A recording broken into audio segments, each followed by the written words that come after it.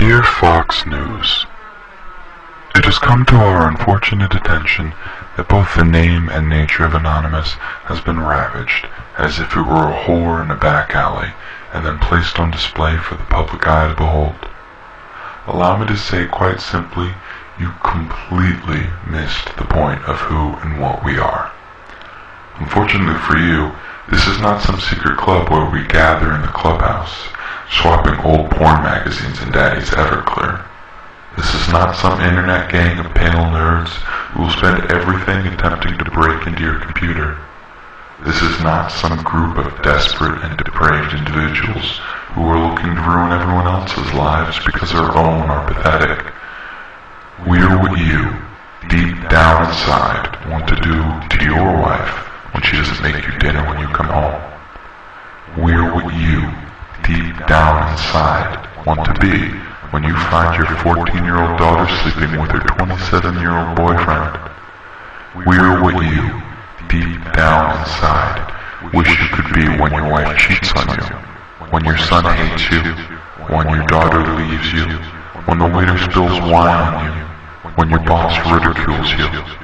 We're what you could never be. We are everyone and we are no one. We are anonymous. We are legion. We do not forgive. We do not forget. We are the face of chaos and the harbingers of judgment. We laugh in the face of tragedy. We mock those who are in pain. We ruin the lives of other people simply because we can. A man takes out his aggression on a cat. We laugh. Hundreds die in a plane crash. We laugh. The nation mourns over a school shooting. We laugh. We're the embodiment of humanity, with no remorse, no caring, no love, or no sense of morality. We only have the desire for more and more. And now, quite simply, you have gotten our attention. Signed, Anonymous.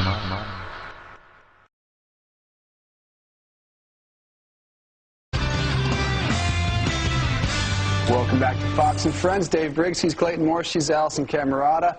We're going to head to Afghanistan this morning. One of the biggest obstacles in front of the U.S. troops there in Afghanistan is the opium trade. The Taliban is using it to intimidate the population. Yeah. Joining us from Helmand Province is Geraldo Rivera. Good morning to you, Geraldo. Tell us what you've seen during your days there in Afghanistan.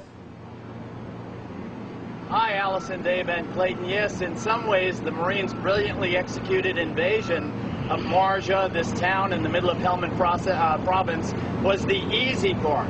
The hard part now is governing this province, a province, as you suggest, that has become addicted to opium in many, many ways. That is the principal crop that is being grown here.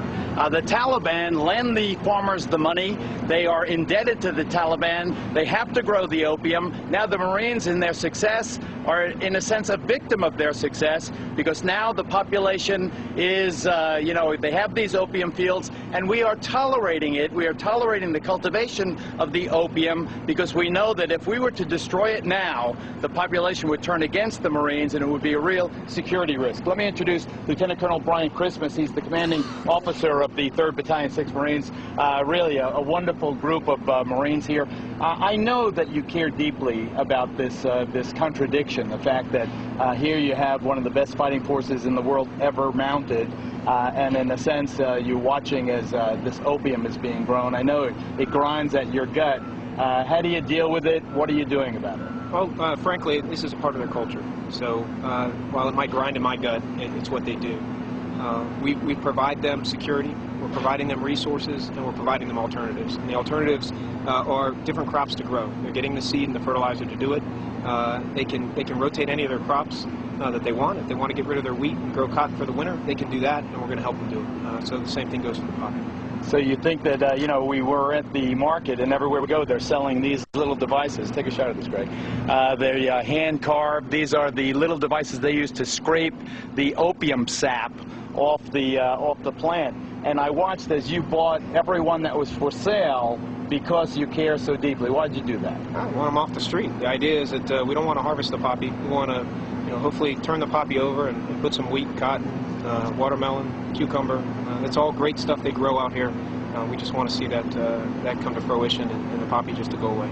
How do you separate the good guys from the bad guys? I watched that checkpoint you had. The cars are out on the road. That's the good news. The bazaars are coming back to life. That's the good news.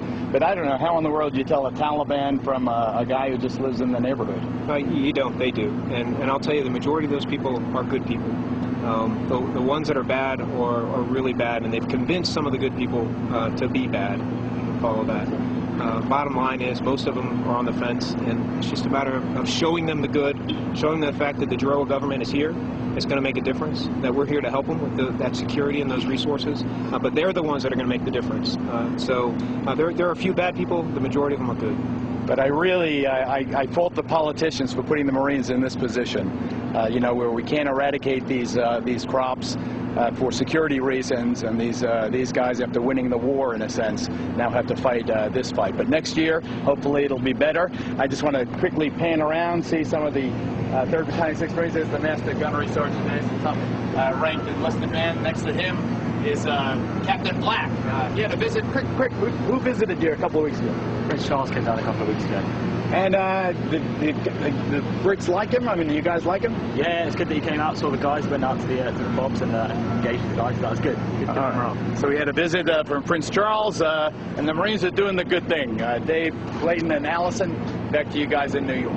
Thank you so much, Geraldo. Thanks so much. I mean, he just explains it better than we can ever read in any paper. What a dilemma it is with the opium trade. And they make so much money off the opium per yard there. They make so much money compared to those other crops. So it sounds great in theory, and Geraldo says this predicament that these politicians have put these guys in to have to tell them, hey, make a lot less money than the heroin you could be making with the poppy. And they can't destroy it. Right. What a difficult position.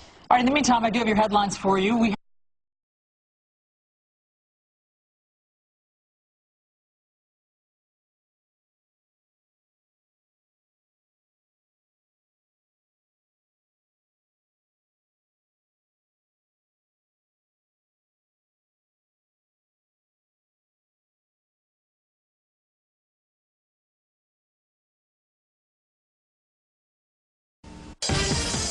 Live and at large.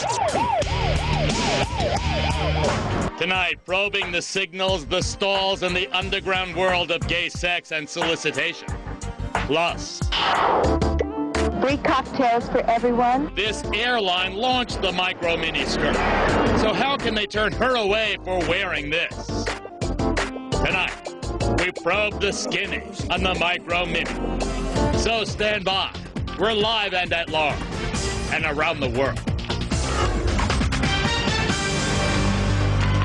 Hi, everybody. You are looking live at the Panasonic Astrovision camera, the famed screen overlooking Times Square, New York, and we are a block away at the Fox News World headquarters on 6th Avenue.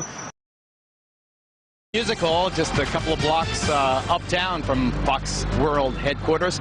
Have you folks seen this surveillance tape of the Hammond, Indiana mother? Was not charged in the hot car death of Cecilia, her 2-year-old, forgotten in the backseat of her SUV when she went into her job as an assistant principal in an Ohio medical store. 9/11 was inside. Wait, I'm praying. The child was discovered dead about 8 hours later. Temperatures which reached about 100 degrees that they could have been as hot as 140 degrees inside the vehicle. On her way to work and realizing it was too early to drop the toddler off at a preschool, the mother apparently stopped to buy donuts, brought them inside the school, and forgot the child had been left behind. And if you hear this shouting, it's a group of demonstrators who've come. Oh, 9/11 was an inside job. Oh, get a life. Get a life. 9/11 was an inside job. But it was 82 degrees, 87 degrees, a high of 87 degrees in New York today. This is Dr. Ashton, Jennifer Ashton. There was also a canine dog who died in a hot car. Why is it so dangerous? How do cars get so hot? Steering wheel can get, Geraldo. When our body gets overheated above 105 degrees Fahrenheit, the proteins in our body literally become denatured. They separate, and that's how people die. Judge Pirro, put the microphone close by your mouth. Should this mother have been given a free pass, as she has been?